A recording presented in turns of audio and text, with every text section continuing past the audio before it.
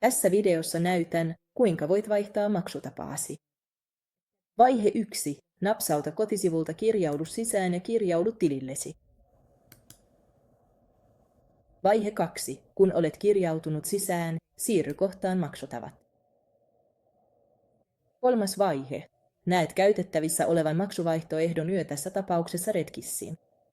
Klikkaa tallenna ja anna korttitietosi. Napsauta sitten hyväksy, niin sinut ohjataan pankkisi vahvistussivulle. Suorita prosessi loppuun noudattamalla näytön ohjeita. 5. vaihe. Kun maksutapa on hyväksytty, uusi maksutapasi tallentuu automaattisesti. Siinä kaikki. Maksutapasi on nyt päivitetty. Jos sinulla on kysyttävää tai tarvitset apua, klikkaa tästä asiakastukikuvaketta. Autamme sinua mielellämme. Kiitos katsomisesta.